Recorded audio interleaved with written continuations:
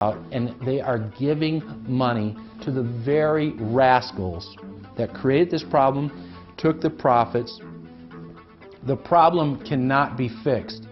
And this is on Obama's watch right now. You have so many different schemes and mechanisms at play. It's sort of like after there's a blackout, you know, people in some parts of the country have been known to loot the local stores. You know, they go in, they grab the televisions, and they grab the stereos. And basically that's what the Wall Street gang has done.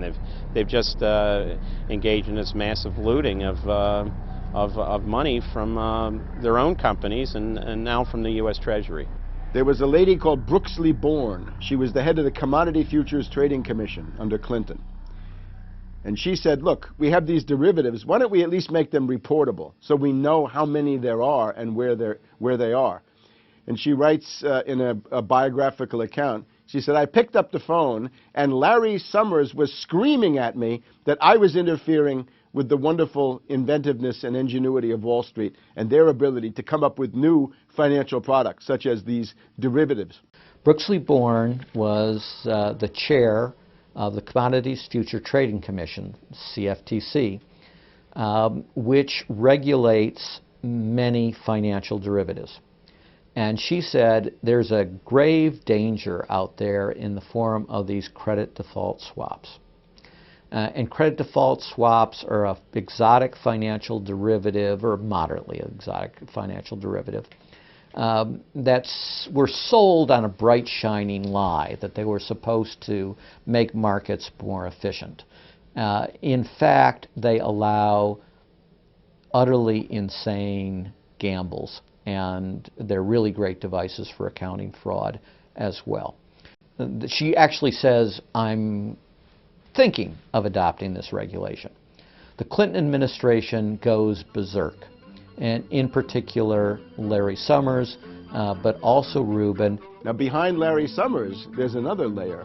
Bob Rubin of Goldman Sachs, the Clinton administration, and Citibank. And he also thought that derivatives were a wonderful thing for the U.S. economy, and he made sure that they were never regulated. Also, we can't forget Alan Greenspan over at the Federal Reserve. Now, you look at Summers, he is sitting in the White House today, making policy for Obama. Summers tells Obama what to do. Summers tells Geithner what to do. He's also got some of his hatchet people in the administration. Mary Shapiro runs the Securities and Exchange Commission. She refuses to ban naked short selling and other market manipulations. You've also got another guy called Gensler over at the Commodity Futures Trading Commission today. He is an acolyte and a supporter of the derivatives bubble. We made the new CFTC chair a guy who had helped to kill Brooksley Born's reform initiatives. And we just did this under the Obama administration. This was a pre-registered, pre-organized, predetermined event. Anybody who knows that if you allow the banks to become unregulated financial institutes with tsunami-like weapons of mass destruction-like financial instruments like derivatives, to allow that to run up to levels that are 50, 100, 200 times the gross domestic product with no value.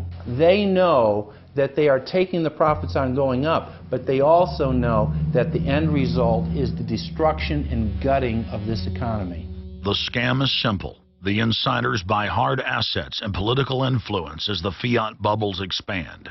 And then, at a time of their choosing, they purposefully implode the bubble. You've got a very small group of people, and the Federal Reserve and the global central banking system and the Bank of International Settlements in Switzerland, who are purposefully managing the boom and bust, credit supply, credit contraction, money supply growth, money supply contraction, to create artificial roller coasters and artificial volatility that they can trade around without taking any risk. It doesn't cost them any money. And if they do make a mistake because they're, as George Bush said, oh, the bankers on Wall Street are drunk. It is uncertain. There's no question about it. Wall Street got drunk. That's one reason I should turn off the TV cameras. Let's say they walk in one day and they push the wrong button and they lose the bank $1 billion or $5 billion or $100 billion. They can appeal to the government to bail them out. totally asymmetric relationship between bankers and the rest of the economy. If they make a mistake, they get bailed out. If everyone else makes a mistake, they get put in jail, called a terrorist, and we never hear from them again. But it's a more sophisticated form of slavery, and we're going through it today. We see that taxation is going up all the time with the supposed crash of the banks that was not a happening out of the blue. It was set up for this time. They could have kept it going for another few years if it suited them, and then crashed all the bubbles. But now is the time. As they say in their own writings, now is the time. One of the great benefits of an economic model from an economist standpoint is you can basically get whatever results you want. You can manipulate the inputs to make that happen. And that makes it a very easy tool to use to hoodwink other people. These manufactured, these engineered financial catastrophes are the result of a central banking system that has the ability to add and subtract credit, add and subtract dollars and money at will to create this roller coaster effect. Because unlike most people, the banks are able to make profits as easily on the way down as they can on the way up in any given situation. Volatility is great for banks and professionals. Volatility is not great for the most average people.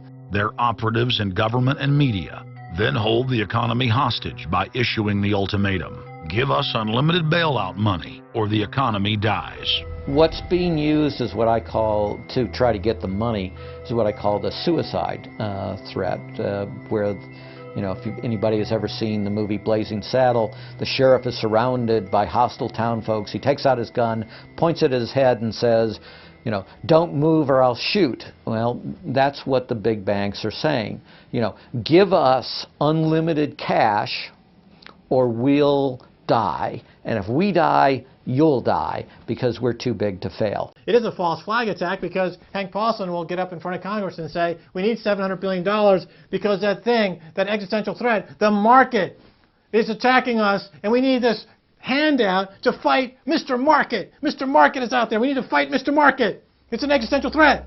Meanwhile, he is Mr. Market.